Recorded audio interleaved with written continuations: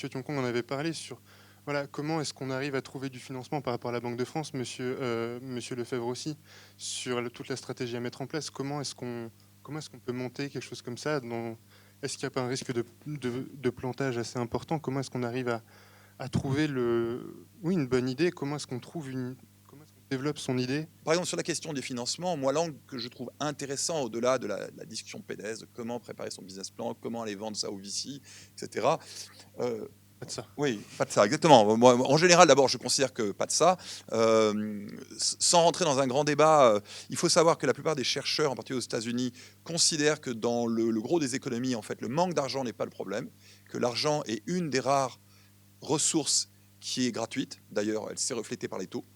Donc en fait, voilà, on peut débattre, est-ce que tel marché est plus ou moins efficace, etc. Mais en fait, c'est en général pas le facteur production manquant le plus important.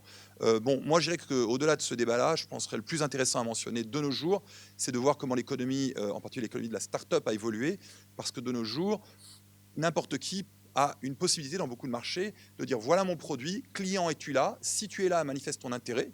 Donc là, je fais allusion évidemment au site de funding, crowdfunding, donc en particulier bon, l'américain Kickstarter, je ne me souviens jamais tellement le nom du français, bon, mais Kickstarter, vous connaissez tous votre My Company dans la version française. My Major Company. My Major Company, Major.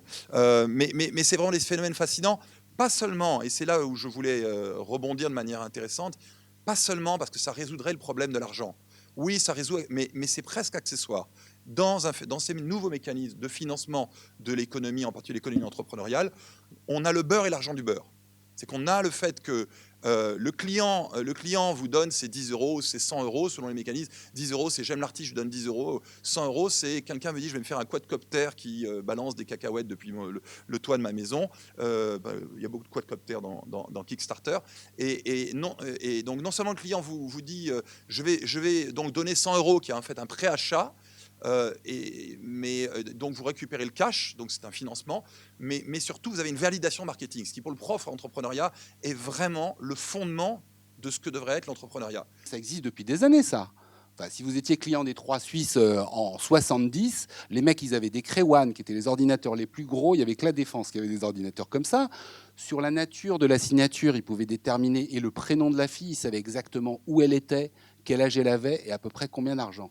Donc on était déjà dans cette notion de big data qui va suivre. Là, ce qui se passe, c'est qu'il y a en revanche une immense vitesse, c'est-à-dire que c'est computé instantanément, et ça peut être de la même façon que le trading en temps réel. On voit ce que ça donne sur le day trading, c'est pas forcément une bonne chose sur les investissements à long terme, et je pense que c'est pareil du commerce. C'est-à-dire que moi, je viens de gagner un client, je me plug sur son site internet depuis, je suis assailli de pubs sur ce client-là. À un moment donné, ça crée de l'overdose. Donc les mecs, ils sont pas malins. Mais c'est le fantasme des marketeurs, des gens, voilà. Et je veux juste vous dire un truc à vous, école de commerce. Vous n'êtes pas là pour faire du marketing de la demande. C'est un truc qui peut être remplacé par demain des logiciels sans aucun problème. Si c'est aller chercher chez les clients, ce que je trouve dans 95% de ce que je vois aujourd'hui, et c'est un des vrais problèmes français, il faut redonner foi dans le marketing. Donc comme on pourrit les publicitaires et les marketeurs, c'est compliqué.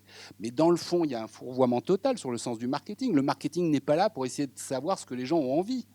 Vous reprenez Henry Ford et vous dites, si on avait demandé à l'époque ce que les gens voulaient, ils vous auraient dit des chevaux qui avancent plus vite.